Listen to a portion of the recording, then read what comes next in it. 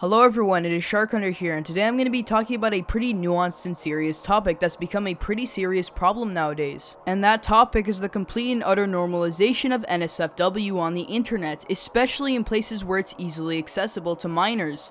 And surprise surprise, most of the people that don't care were also exposed to said content at an early age. This essentially creates an exponential cycle. Children who are exposed to this content at an early age often grow up believing that it's 100% normal. So, as an adult, they can reproduce and share that same content without any restrictions, unintentionally exposing the next generation and accelerating the cycle. And there's been a couple of individuals from the animation meme/commentary community who have accelerated this process the most. And I'll get to them in a second, but what I'm really trying to construe with all of this is that this problem is not just gonna magically go away. This needs to be actively talked about and discussed and explained why this is obviously wrong. Because quite a lot of people have ceased to understand why this is even a problem. For them, it's normal, almost harmless. And I saw this firsthand. In the Coffin of Andy and Lele community, I saw just how far people can fall into depravity when there's no boundaries, no limits, or no nothing. It was essentially one of the biggest communities dedicated to normalizing and fetishizing things that nobody should even be thinking about.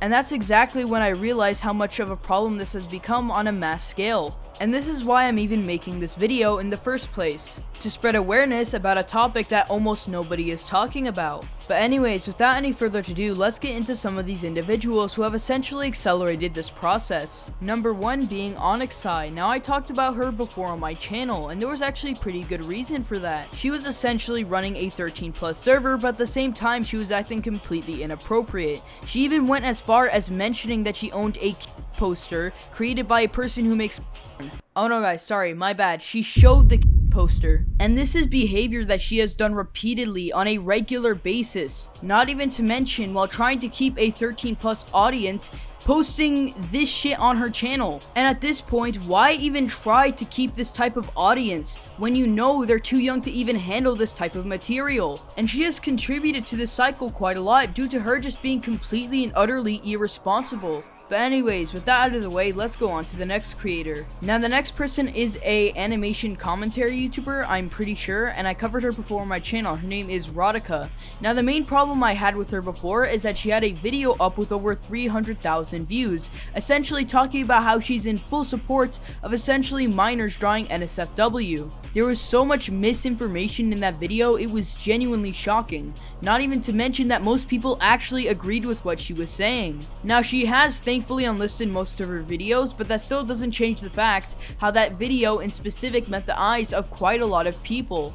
The thing that makes this even more quite sad is that she was also exposed to this content at an early age. I used to draw as a kid.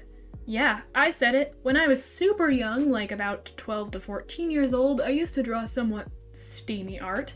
Just like I was saying before in the previous cycle, they watch the content, they think it's normal, and then they start creating it on their channel, and maybe even talking about how it's not harmful towards children, using their personal anecdotal experience. The whole reason I'm even talking about her is how influential her video was and how many people actually agreed with it. But anyways, with that out of the way, let's get on to the next creator. Now Sashley is somebody I talked about 3 separate times on my channel, and there's good reason for that. I've already talked about it pretty extensively, but the short and end of it is that she essentially posts incredibly suggestive things on her channel without any indication that it's meant for a particular audience. I already went quite in depth on these topics in these videos right here. Now there's probably a few other creators that I forgot to mention, but I don't think covering them would really strengthen my point. I believe I've already made my case with the YouTubers I've discussed. But yeah, all things considered, I think this needs to be a topic that's actively discussed, especially in the up and coming years when there's probably going to be a massive amount of people changing their opinion on this. But yeah, this is going to be the end of this video. Sorry I haven't been uploading recently. I had to do something during the summer which took up quite a lot of my time.